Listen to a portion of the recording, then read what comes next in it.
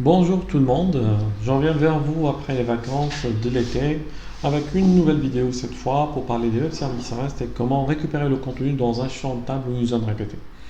Donc je vous montre vite fait l'exemple que j'ai déjà réalisé. Je fais un test Go, charger données REST et vous voyez le résultat qui s'affiche directement dans la table. Donc on va refaire ça petit à petit ensemble. Je vais créer une nouvelle fenêtre donc. Voilà.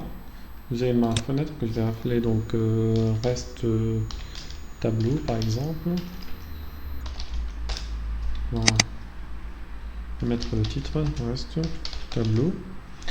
Donc je vais me baser sur une API REST disponible en ligne gratuitement. Donc depuis le site dami.restapiexample.com. Vous avez donc différentes entrées pour récupérer tous les employés, un employé, créer un nouvel employé, mettre à jour un employé ou supprimer un employé. Donc voilà, on pourrait donc faire d'autres vidéos ultérieurement pour exploiter ça et mettre en œuvre l'utilisation des API REST. Donc ce qui nous concerne cette fois, c'est l'URL pour récupérer tous les employés, comme vous voyez ici. Donc j'ai donc la liste de tous mes employés. Voilà. Pour faire vite ce que j'ai, donc ce que j'ai déjà préparé, je vous explique ce que j'ai fait dans ma première fenêtre, c'est que je vais créer, ici on ne va pas travailler avec des classes, donc je vous montre un truc procédural, purement procédural, et on pourrait faire un autre exemple en utilisant l'architecture objet, en passant par des classes dans une vidéo ultérieure. Donc ici je vais déclarer une structure avec des rubriques du même nom que le résultat qui figure donc dans le résultat REST.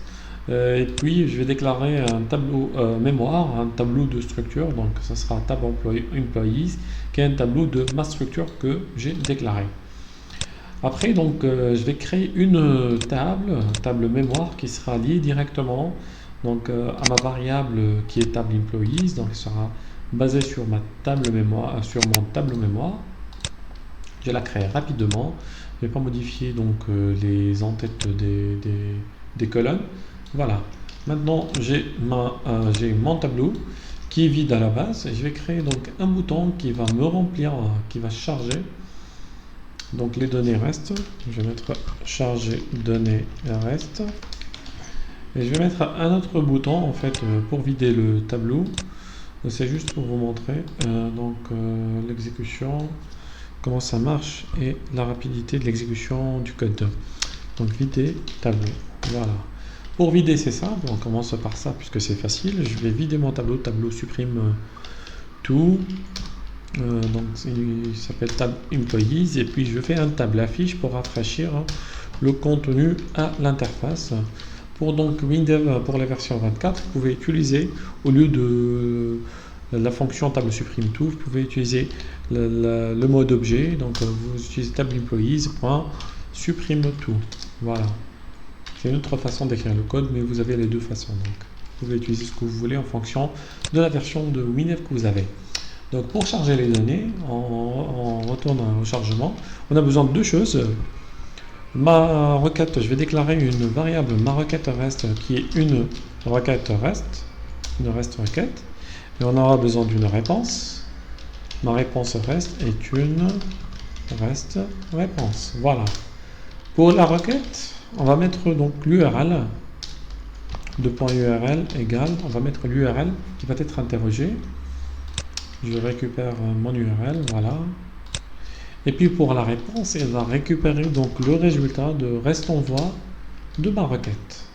Voilà. Aussi simple que ça.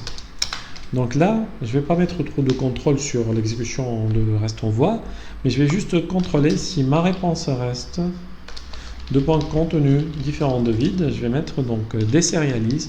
Je vais désérialiser le résultat JSON dans mon tableau de structure. Donc tab employees. Et le buffer, ça sera donc ma réponse REST de point de contenu. Et je vais lui dire que c'est du JSON.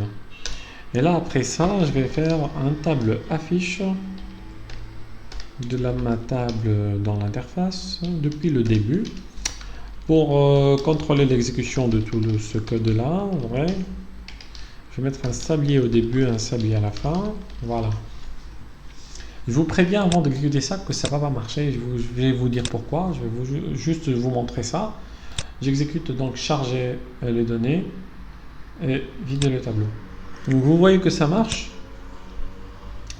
Peut-être ma prédiction n'était pas correcte, mais vous pouvez rencontrer ça dans certaines situations.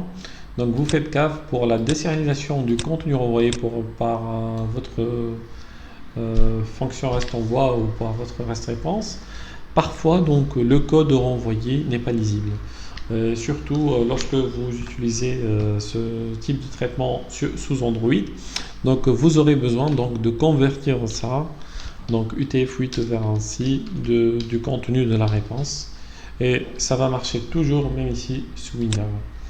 Donc si jamais ça ne marche pas, vous utilisez cette astuce-là. Donc vous voyez, donc c'est aussi simple que ça. Donc ça marche parfaitement.